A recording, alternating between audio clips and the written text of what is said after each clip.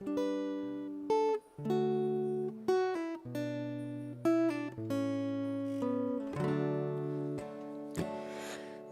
was snow, stretched for miles and more, where we buried our souls. Oh, I long for them days left and gone, where we sang and where we danced to a brighter song. But now I look upon a field of bodies stretched out and I feel nothing. Something's burning in my soul to let it lose control, and I'm in. Oh God, I've said, and I tried so hard, and I tried so hard. It's a long, long road, and she told me so. Yeah, I tried so hard, forget where we are, and all we do is laugh and we sing. Whoa, whoa, whoa, whoa. And we laughed, oh, and we cried and thought, oh, what a life. Whoa, whoa, whoa, whoa. And we laughed, oh, and we cried and thought, oh, what a life. And we laughed, oh, and we cried and thought, oh, what a life. And we tried so hard, but we killed our hearts. In valleys low, I hear the trumpets blow. Yeah, I tried so hard, yet I'm lost in sky, and filled with regret, and yet I sing, whoa, whoa, whoa, whoa, whoa. And we laughed, and we cried, and thought, oh, what a life. Whoa, whoa, whoa, whoa. And we laughed, oh, and we cried, and thought, oh, what a life. And we laughed, oh, and we cried, and thought, oh, what a life. And we laughed, oh, and we cried, and thought, oh, what a life.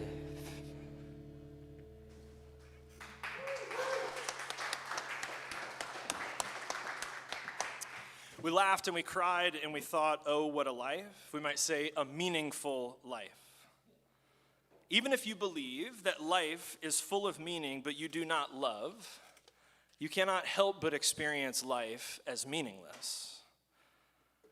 And even if you believe that life is meaningless, if you happen to love, you cannot help but experience life as full of meaning. It's the last Sunday of Advent, 2021. It is our last in-person Sunday service of 2021. Christmas Eve is on Friday. The final Sunday in our fall series. Tonight we're talking about the shelter from the fear of a meaningless life. Welcome to Collective. I am so glad you're here. We're glad you're here. I'm Ben. I'll be the host for your service tonight here in kind of dreary but still beautiful downtown DeLand. And welcome to our living room from anywhere in the world at wearecollectivechurch.com. Please subscribe, stay connected. Some of you guys have done this with us a few times, 100 times. Some of you guys have never done anything like this with us, and maybe it's your first time in anything like a spiritual community or church. So thank you for trusting us. Your presence keeps us fresh, and it makes us alive.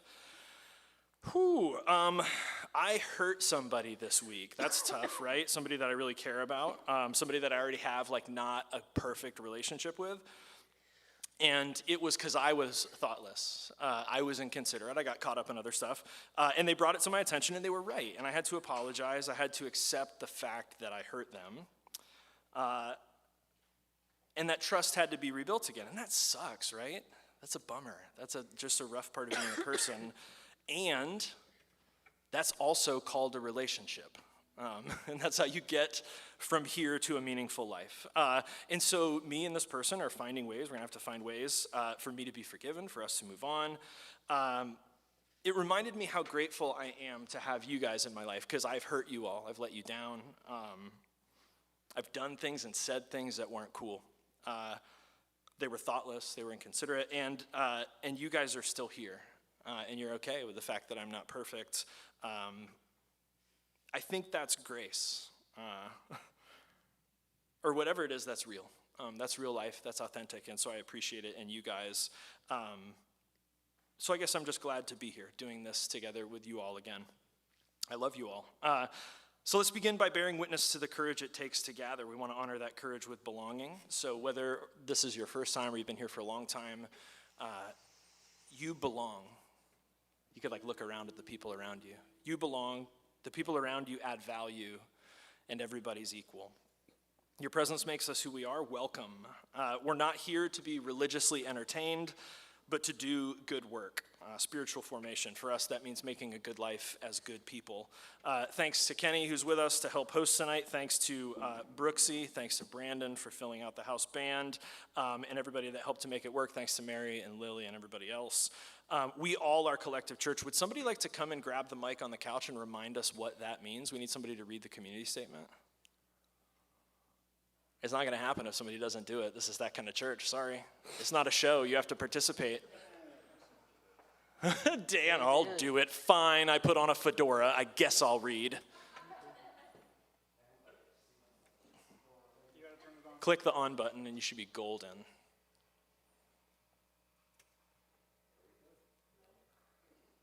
One more time.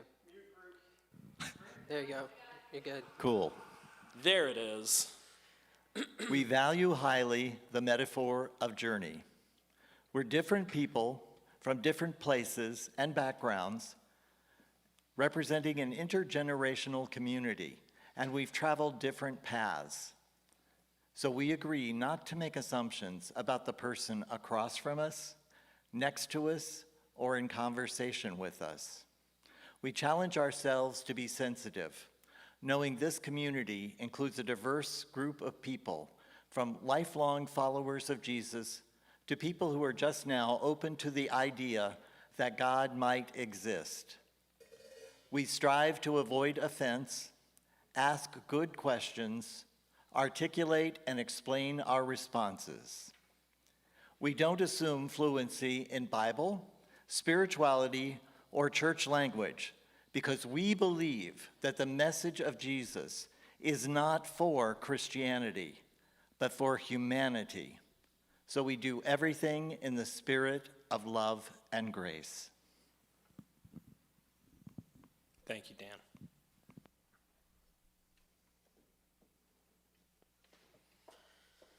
You ready, Brooksy? Yeah.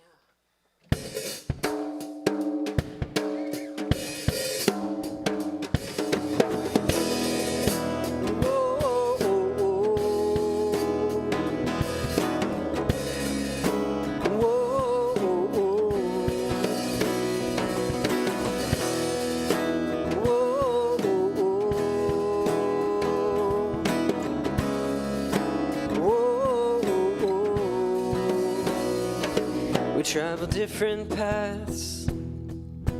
We're beautiful people with messy pasts, so have no fear, no judgments here. Whether you believe in Jesus or don't believe in anything, there's something you can teach us. You belong. No right, no wrong. Leaning into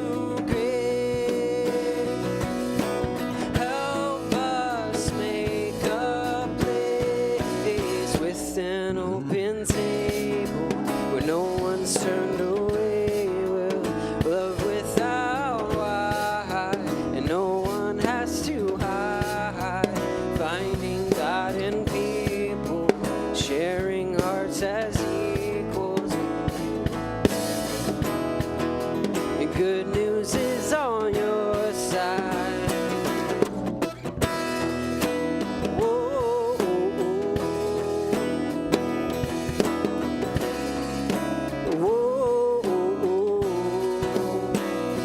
Life is full of mystery, and solidarity helps us to find some peace in the great unknown. You don't have to be alone, no. Leaning into grace, help us make a place with an open table where no one's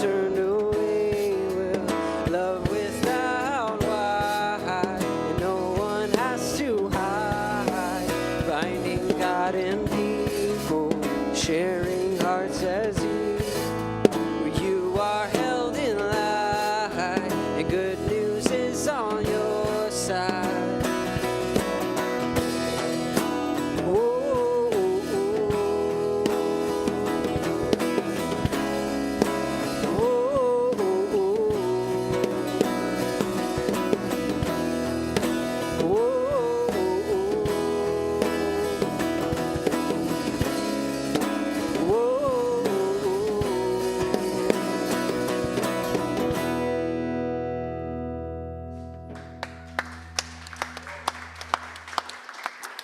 A hand not only for a phenomenal performance, but the composer. Glad to have Andrew Brooks back with us tonight. Thanks for being here, Brooksy. All right, Kenny. Oh, well, fantastic. You as well. Hallelujah. That is, I know. Praise. Kenny, who's with us online tonight? Do we have anybody along with us for the ride? People Fantastic. online Shout this out. evening. So shout out to Bill Campbell for possibly watching from home. He liked our post. Fantastic. Jay's watching. Wendy, Jim, Michael Clendenin. Oh, wow. And we've got a shout out from Dottie complimenting Dan's hat. Wow. Yeah. Yep. That's that. Church is happening in real time now. Officially, we're getting hat compliments. So I think we've bridged the gap. We're in the future now. Digital hat compliments. Okay, so I can't remember all those people, but everybody that Kenny mentioned, thank you guys. I want to shout out again the hard work that Brandon and Joe and I and Mary and some others helped to put the room back together and straightened up the cameras, which was super helpful so that the folks online can get all of the setup. So thank you guys. How about another hand for Brandon and Mary? Appreciate you guys a bunch. All right.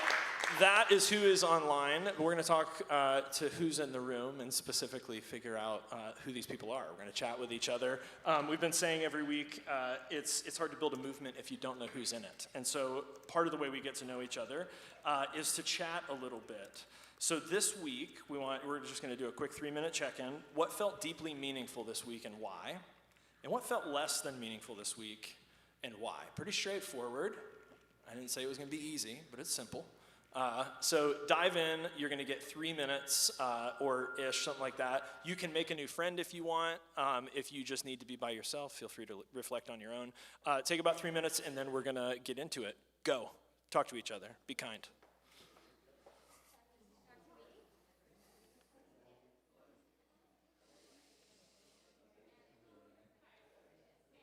All right. I guess I'm going to go over to the couch.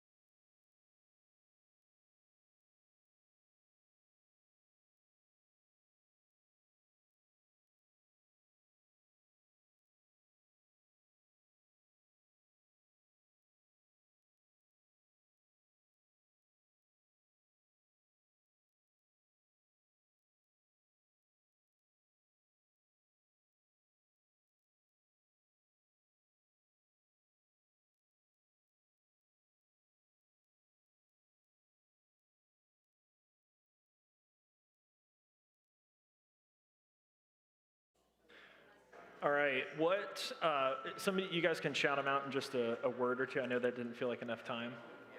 I know, it never does. Part of what I'm pointing out is that we should talk to each other. It's fascinating, right? It feels like there's not enough time to get to know each other. That's that good stuff. What felt deeply meaningful this week and why?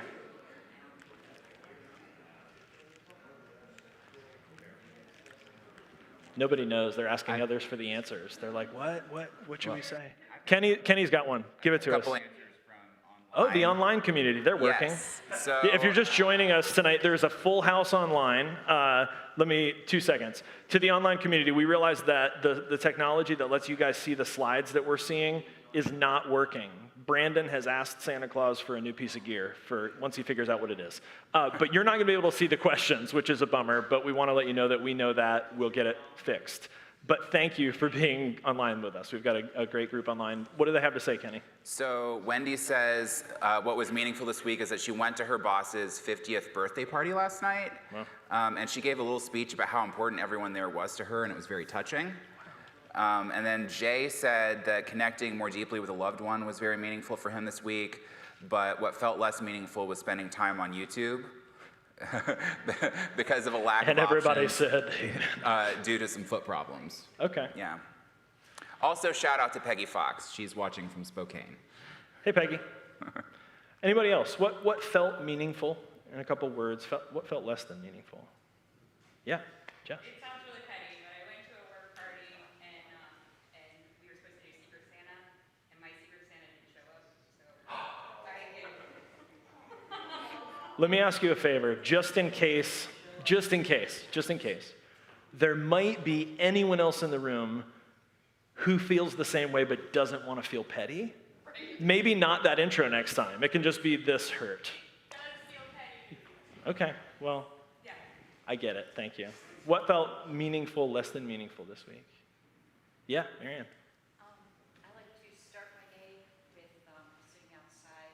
It's for my prayer time, my quiet time. Yeah. I like watching birds and everything.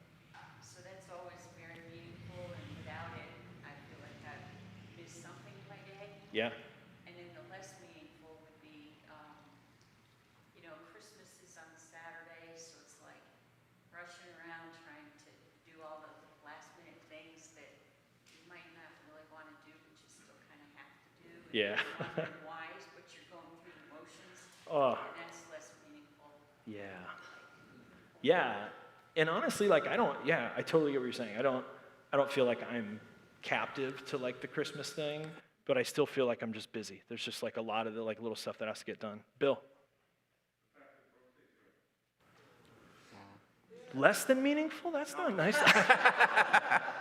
Thank you. Yeah, Brooksy being here is, yeah, it's amazing. I'll get right to you in a second, John. Yeah, if you haven't been around here for a while or you haven't been around for a number of years, one of the things that is most meaningful is the collective diaspora, the people who are integral to this people and to this place who then go on to other places. But when they come back, when they share with us, it's really special. Actually, Mike Furlong has a video for Christmas Eve for us. And so we're going to have, some special voices. But that's really great. We're glad you're here. Thanks, Bill. Karen. Yes, we had a very nice dinner with some friends on a Wednesday, and the conversation was about reincarnation. Light stuff. And they brought us a story that's in a recently published book, and we were coming in tonight and had public radio on, and the author of this book was talking about the same story of a little boy that was only 2 years old, and it found out that he was reincarnated from a pilot that died during World War II. But it made me think, boy, there must be more meaning to reincarnation if I'm hearing this twice in a week. Wow. American. More of it comes out the younger you are, and that's easier to validate. Like, he was the little James, and it wasn't a bomb. He told his mother when they were in a museum, no, that's the what under the plane? But anyway, he got all the parts right, all this stuff, and Can I tell you what's meaningful to me is your response to this news. that it doesn't scare you because it challenges your faith for your entire life. It makes you go, oh my gosh, there's more meaning. If you guys are wondering what we're after, that's it.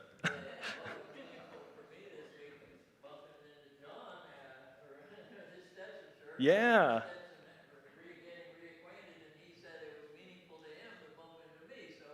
And a good segue back to John. I jumped to Karen. Go ahead, John. It was very meaningful that Stetson, the leader of the prayer breakfast there that I've been a member of for 30 years, doesn't want another alumni leader. But they said if I could find a student, we could continue that breakfast. How cool. So maybe this church could help me find somebody. Well, there are Stetson students passing through here very frequently. So yeah, we could definitely put the word out. Thanks, John. Appreciate it. All right. Yeah, you guys are good. I'm going to keep coming back. We've said it. We've sung it. We have connected in the room and online.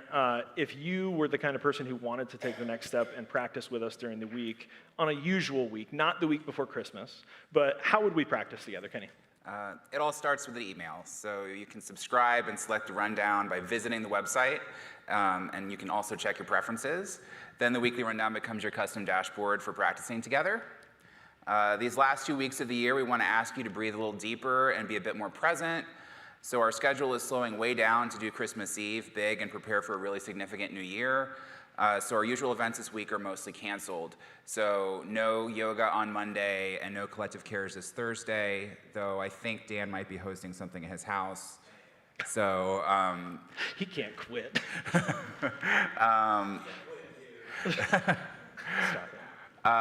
Christmas Eve is, of course, this Friday, and then we're going to have an online-only service on the 26th. So that's right, no in-person service next Sunday, so don't come here. I promise you. We won't be here. I know someone's going to text me. Listen to me. I'm not going to feel guilty. One of you is going to text me at 5 and be like, what's going on? No church. I told you. I'm not going to feel guilty. Yeah. We'll be releasing a video-only service next Sunday of songs, meditations, and blessings from the past year, along with a little bit of additional content. Yeah, there's some new content for sure. Yeah. Cool. Yeah. Good deal. So come on together. Where are we going here? I totally lost it. Oh, right. No, we already did that. We're good. Okay. Move on. So don't miss Christmas Eve in person and online, and don't you dare miss what's going to happen in January to Easter this coming year. One of our core practices is showing up, giving, and serving. Serving is a practice, and we've been asking you to tell us how you're willing to serve, and you did. So we've got it, we've assigned, we've tabulated. We'll be communicating this week with a schedule for January beginning the 2nd. If you haven't yet had a chance to say how you want to be of service, you'll have one last opportunity to fill out the survey in this week's rundown. So we'll be adding it into the rundown, and you will get it Wednesday if you are signed up for the rundown. Yeah, if you're like, I want to fill out the survey, but I don't want to sign up for the rundown. You ready? No. Yeah. No. You may not do that. Yeah. But if you sign up for the rundown, you can fill out the survey. Yeah. All right, we're going to sit silently, so I'm going to transition over here. And before we sit silently, I want to shout out a specific opportunity. Is this thing tinny or is it me? So in addition to thanking Brandon for what he does around here, we also want to take a second tonight, and as we get ready to sit in silence, to hold him in the light. He's put himself out for his dream, for a job. And it makes me appreciate him, and I feel like we could all benefit from being so courageous and faithful to a dream. So we're holding him in the light. If you want more specifics, you can ask him. He can tell you what he wants.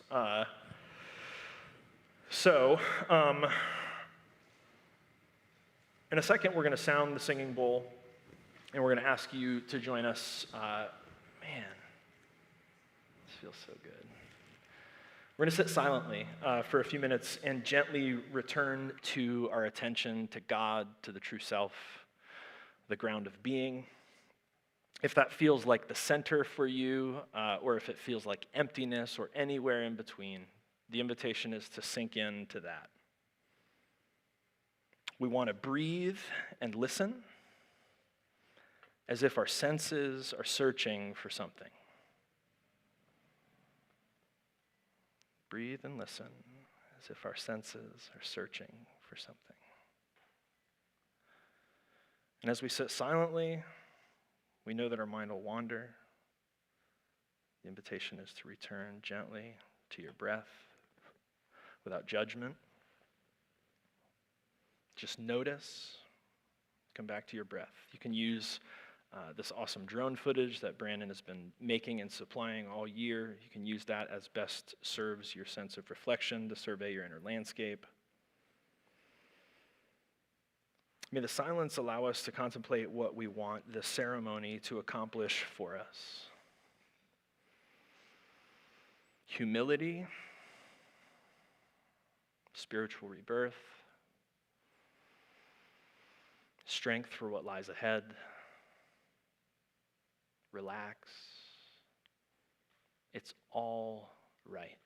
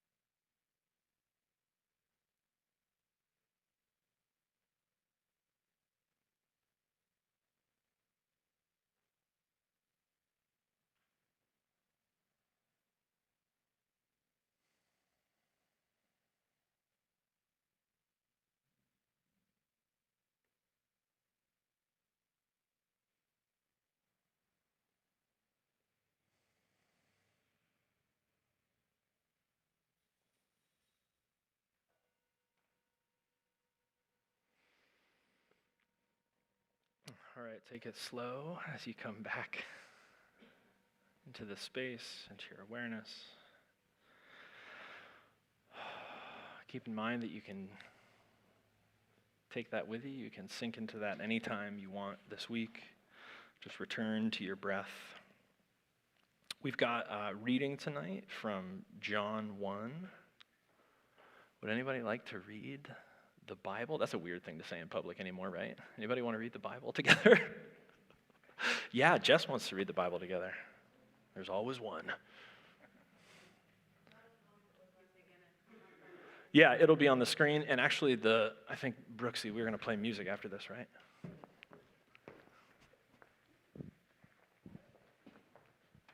Oh, there's a button on there? Is it on? There you go. Okay. I'm going to read John 1 through 5. In the beginning was the Word, and the Word was with God, and the Word was God. He was with God in the beginning. Through him all things were made. Without him nothing was made that has been made. In him was life, and that life was the light of all mankind. The light shines in the darkness, and the darkness has not overcome it. The Word came flesh and dwelled among us. We have seen his glory, the glory of this one-of-a-kind child, who came from God, full of grace and truth.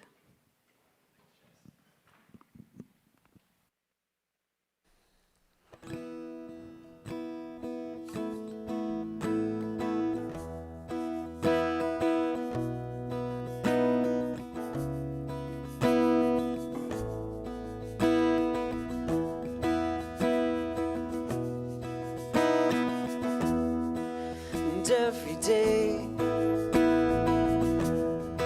we go to work and we assume we know so much more than them before we hear what they have to say. Headlines break and we start to hate again, calling the names again. We give our peace away. I hope they see it, 'cause I wanna see it. I hope we believe it. I wanna see the love. It's all around you. It's all around. I wanna know that love. It's all around you. It's all around.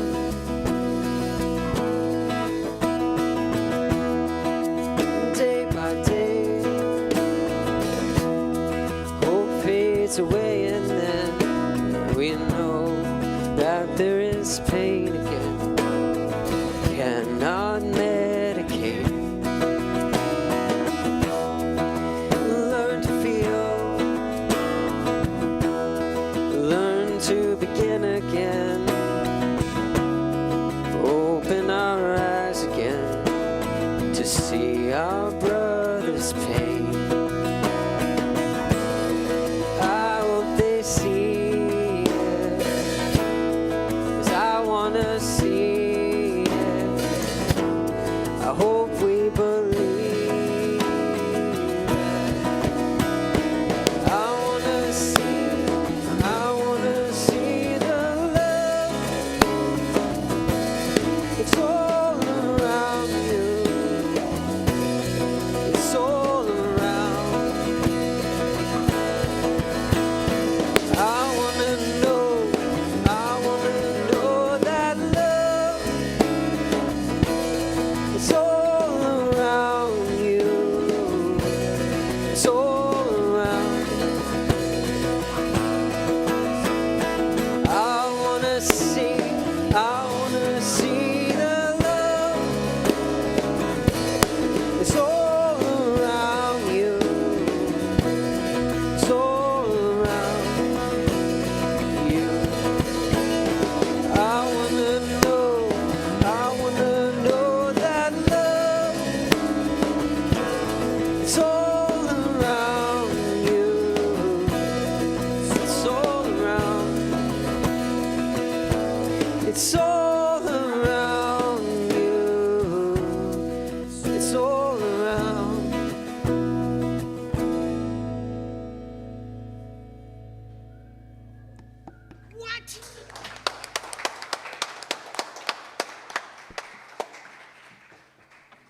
Thanks again, Brooks.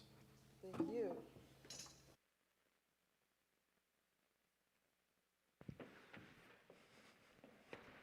Excuse me, what?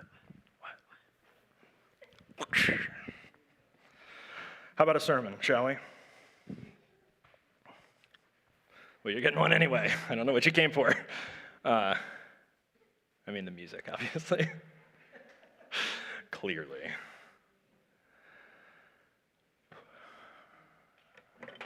Now may the words of our mouths and the meditations of all of our hearts grant us the wisdom of understanding, the light to see, and also the fire of conviction to put it into practice. Amen. Tonight, we wrap up our fall theme on shelter from our fear. We're going to look at the fear of a meaningless life. I haven't figured out the answer, so set your expectations low. We're also going to wrap up Advent, a year of Sunday night services, with the Word became flesh, which is sort of a big idea. But we opened with this idea that love and meaning are connected, that you can't have a meaningful life without love, and you can't love without having kind of a meaningful life, which is pretty cool. John says meaning was manifest, and God is born when we manifest this meaning by acting in love. Meaning is made in the living of love, or John says literally, love makes life. Love is a creative force. The process of meaning becoming life is love. Like even just practically speaking, how do you turn the values you hold in your head, like you say, like these are my values, the values you hold in your head and in your heart, how do you turn those values into a good life? Anyone? This is, you can say words to me. Practice. Okay, awesome. Live them out. Okay, so, but live them out, you mean behave in certain ways. Make certain choices. Okay, yeah, so you behave in certain ways. Or we might say we're growing to be the kind of people who, given the option, we choose love. Given the option, we love. We behave in that way. So try this. We're going to do a bit of just like reflecting tonight, so get comfortable. Even if you don't quite believe it. Let's just say, for experiment's sake, act as if you don't need a claim, a reputation, that money doesn't define you, that the world doesn't revolve around you, and that what's inside of you matters more than what you think other people think about you. I'm going to say that a few times because that might be the whole sermon, I'm not sure. If so, we'll be done early. What's inside of you matters more than what you think people think about you. What's inside of you matters more than what you think people think about you.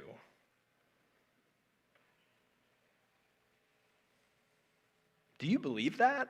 I mean, I know we're in church, but that's... Yes, you have a lifetime to believe it, but yes. Thank you. Yeah, honesty, it takes a lifetime to believe it. There's too many people that let others define them. Yeah.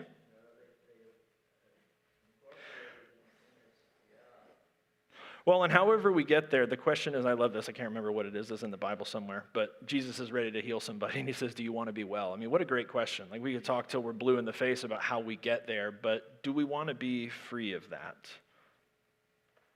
That what makes our life meaningful or not is what other people think about us, or worse, what we think other people think about us? Come on. So listen and believe. Try this on for size. Act as if the meaning of your life comes from just being a person on the planet. A manifestation of the ecosystem in relationship with and responsible to other beings whose lives are just as meaningful as yours.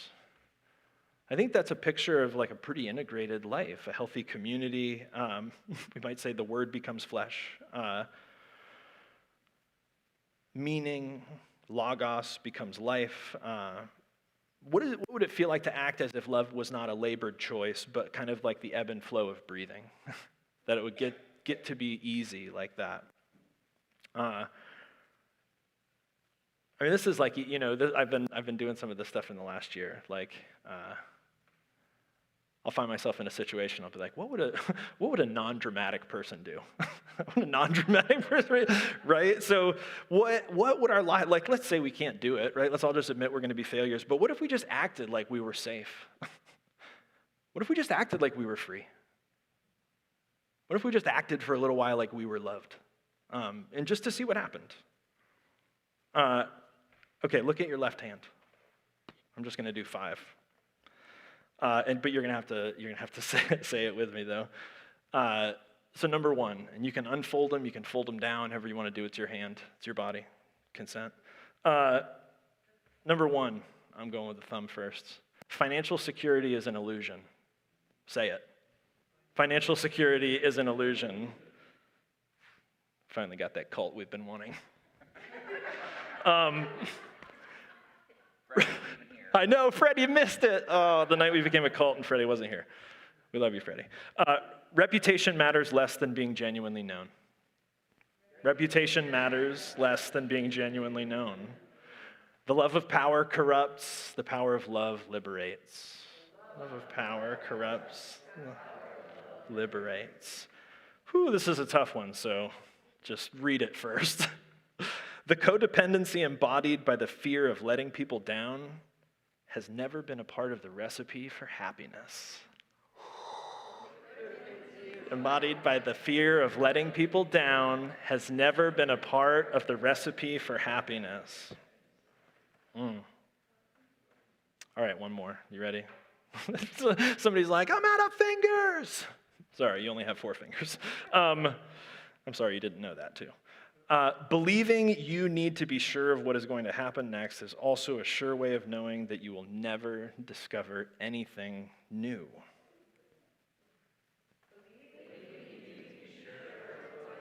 And next is also a sure way of knowing that you will never discover anything new. All right, so we're excited that we have a cult. What if these aren't just weird religious chants? But what if, religious and spiritual people for a long, long time have learned how to practice telling stories that are medicine? I mean, what if some of it's that easy? Like the stuff that we rejected when I was in high school and like when we were in college, we're like, ritual, no, it's all dead. They just do the behaviors. What if they were practicing telling stories that were medicine? Medicine for fear.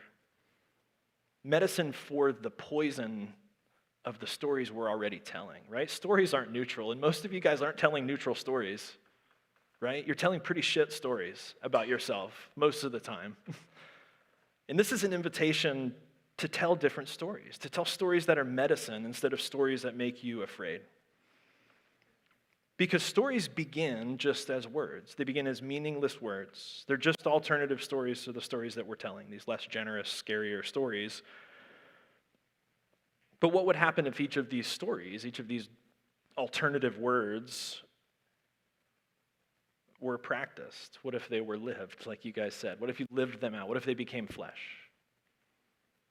What would it look like for you to practice, let's just take one, financial security is an illusion.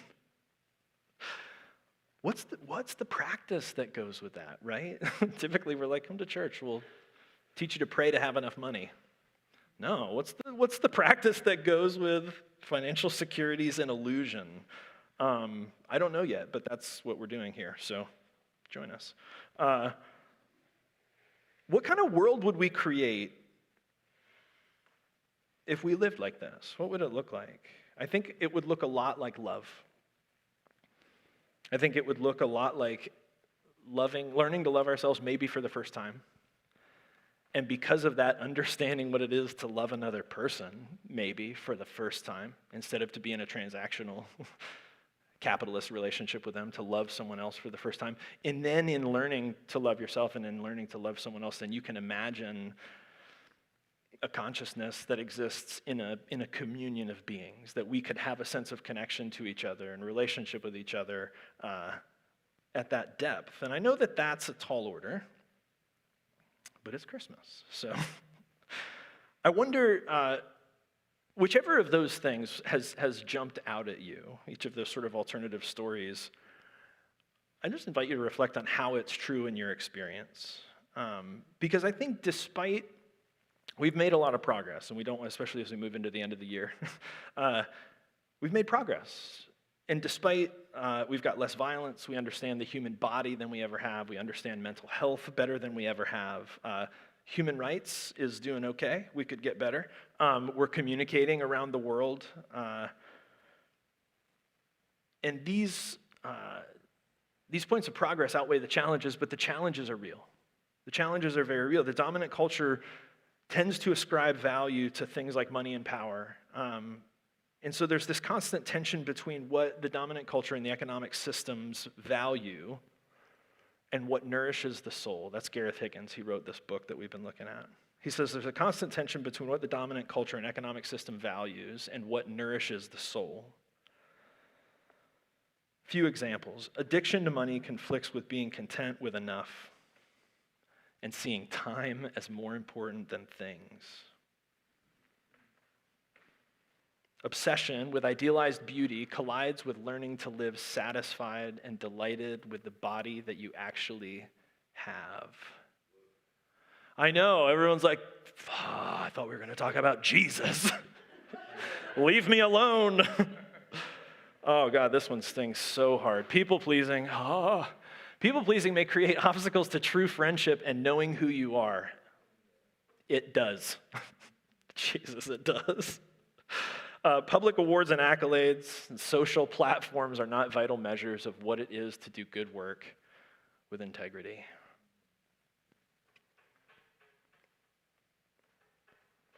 I just read this book called Perennials. This is an aside. I read a book called The Perennial Seller. And it was like making the point that like for most of the things that are really perennial, that last, like most of the time you don't know in your lifetime.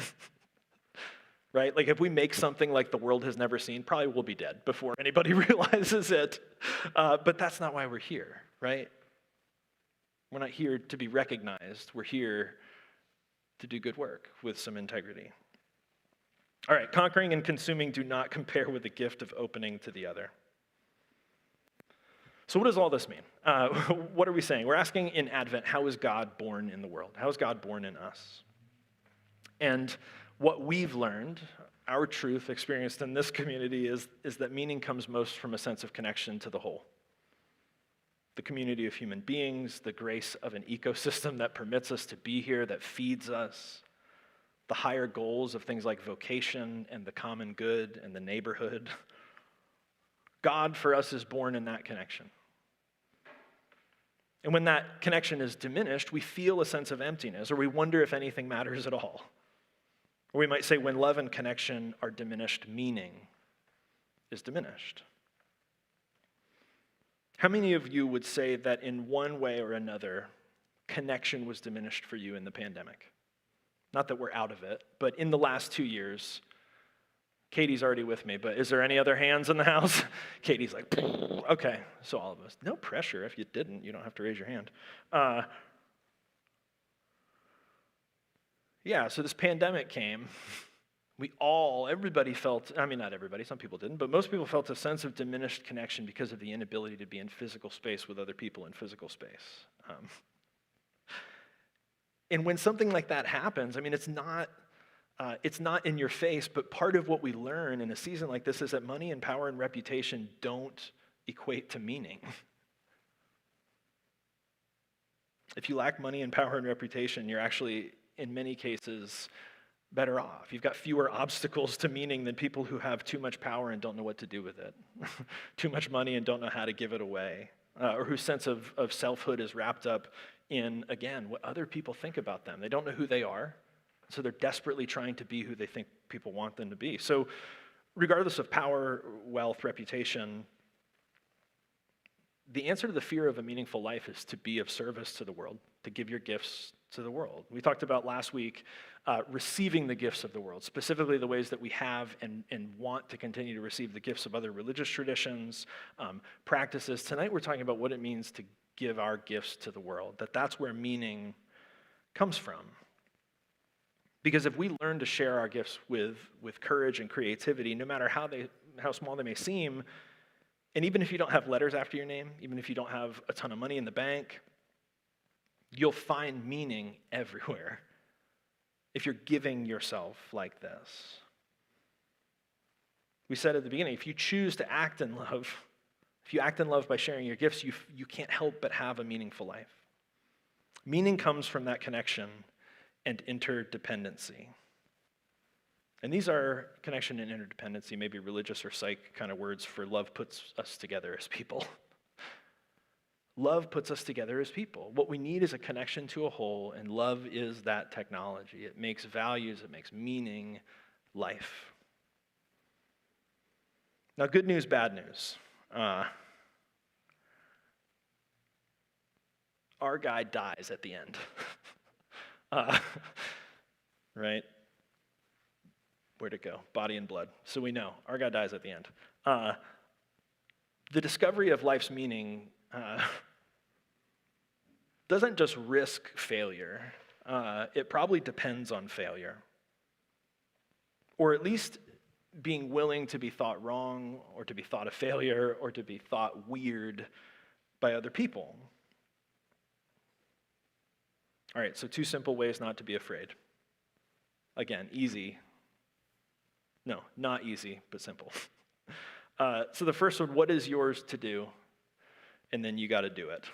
So ask what's yours to do and how to do it.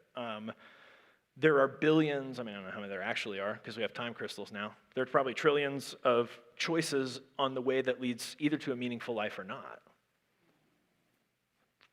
Amen. A meaningful life, I know, that's like the 5-minute warning. He's like, I'm with you, but wrap it up.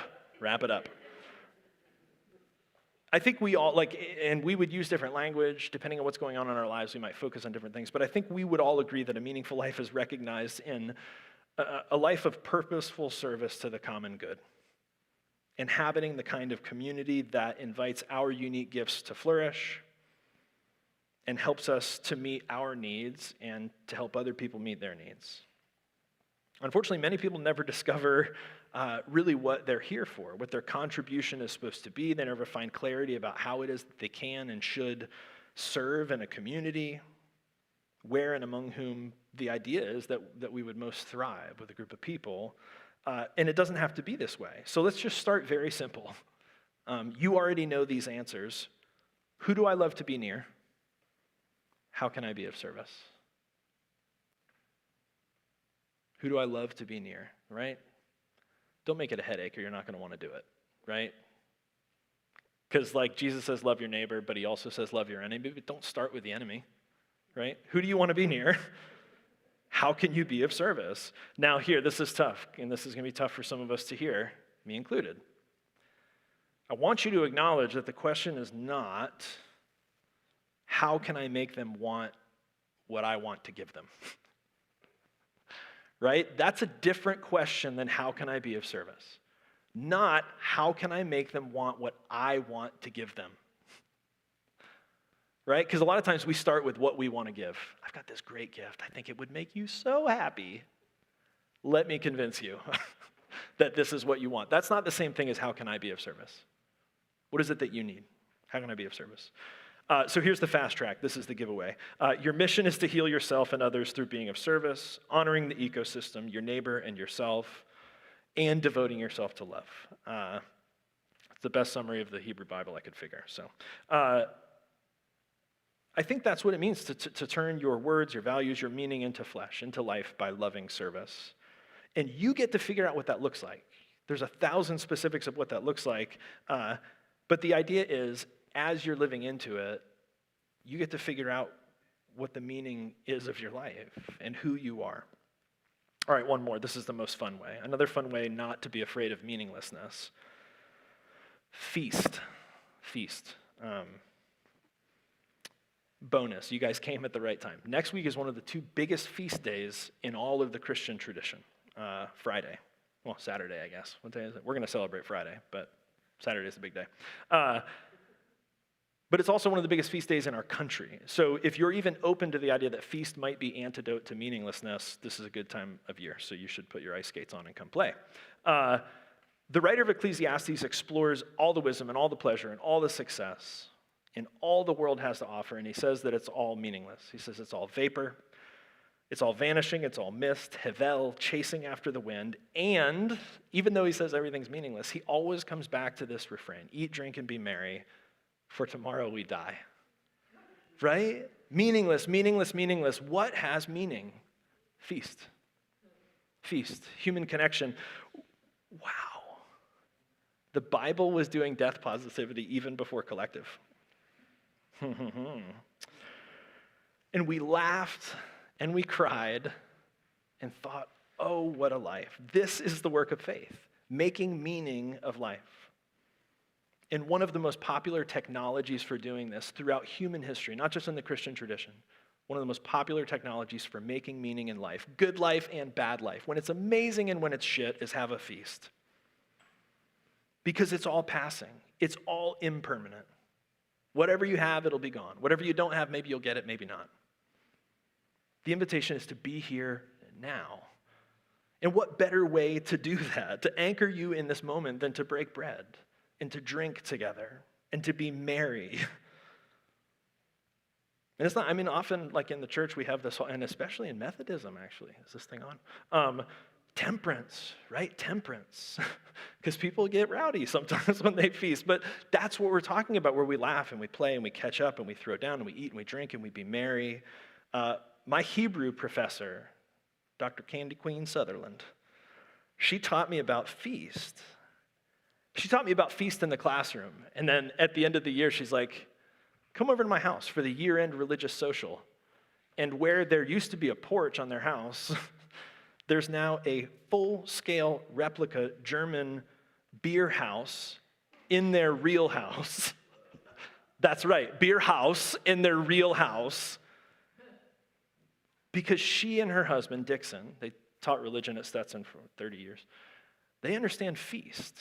She taught the Hebrew Bible. She knew the value of feast. And so they made a bar in their house. I don't think we ever do we put a slide together? What's next? Oh, Sunday Soul Brunch is coming back.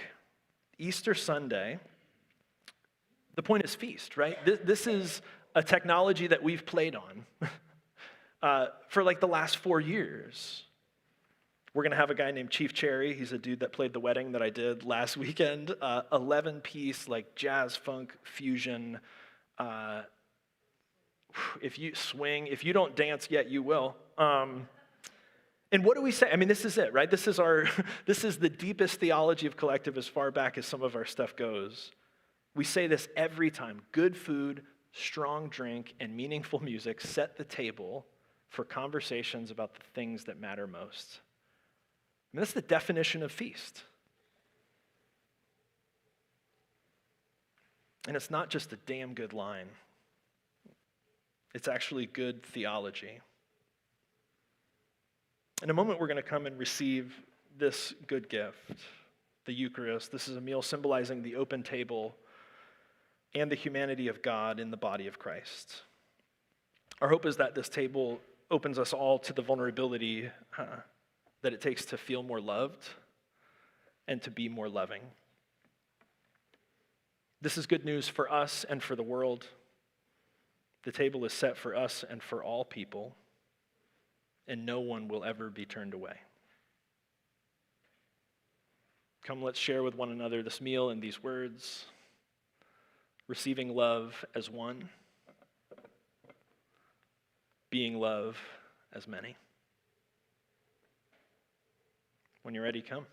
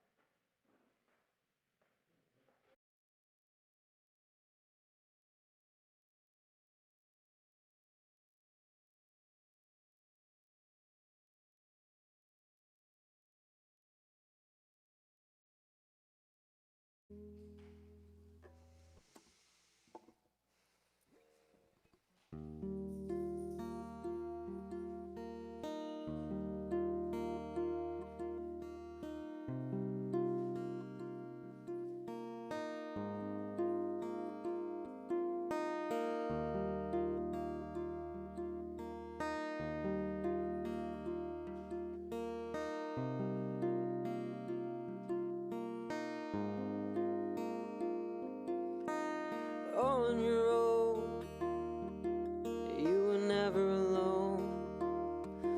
from so far away. I saw your face,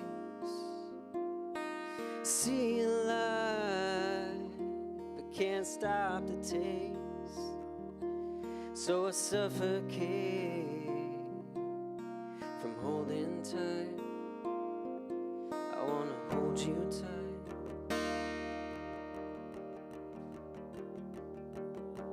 'cause no one could ever be anyone's everything.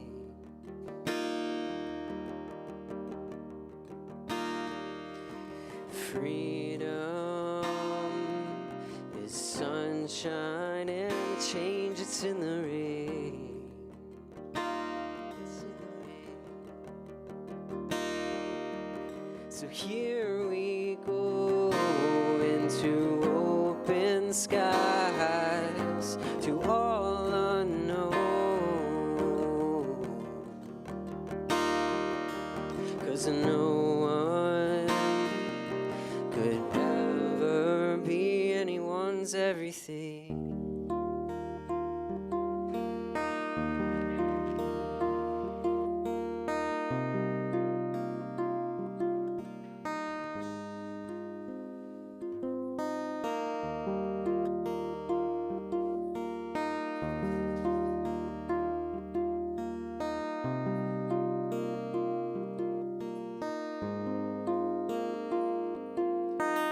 In the night, there's a guiding light.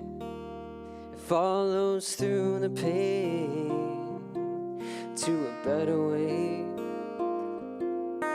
Here is all, right now is the game. That's how you navigate.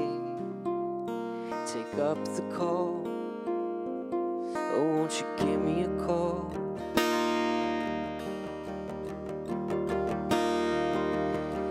No one could ever be anyone's everything.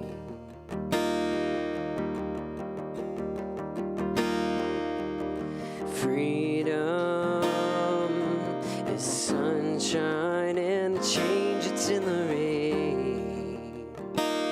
It's in the rain. So now we go into open skies, to all unknown. 'Cause no one could ever be anyone's everything. Ooh, ooh,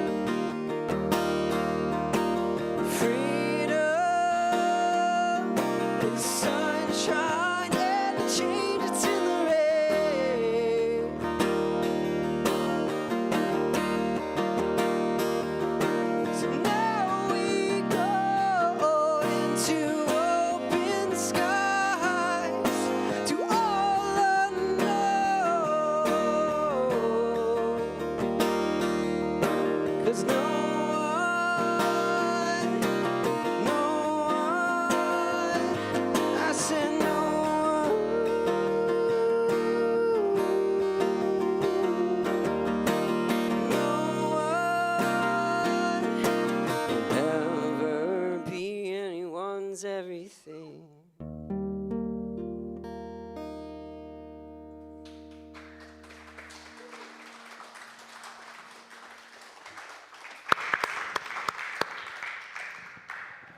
Thank you so much for joining us in person and online this evening, and thank you again for making financial support a part of your practice at collectivegives.com.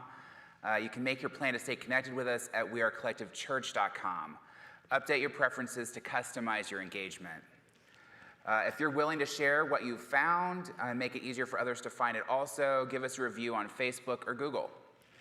For benediction this evening, an excerpt from the essay Beginnings, taken from Anne Lamott's Stitches, a handbook on meaning, hope, and repair. We so often lose our way.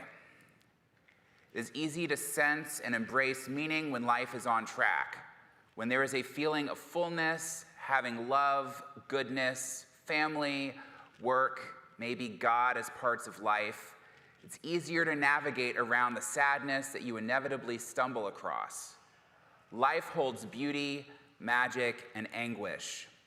Sometimes sorrow is unavoidable, even when your kids are little, when the marvels of your children and your parental amazement are all the meaning you need to sustain you, or when you've landed the job and salary for which you've always longed, or the mate, and then the phone rings, the mail comes, or you turn on the TV. What is the point of it all when we experience the vortex of interminable depression, or conversely, when we recognize that time is tearing past us like giddy greyhounds? It's frightening and disorienting that time skates by so fast. While it's not as bad as being embedded in the quicksand of loss, we're filled with dread each time we notice life hot-footed out of town. One rarely knows where to begin the search for meaning, though by necessity we can only start where we are. It somehow has to do with sticking together as we try to make sense of chaos, as that seems a way to begin. That's that good news. Thank you. All right, let's bring our hands together as a symbol of our intention.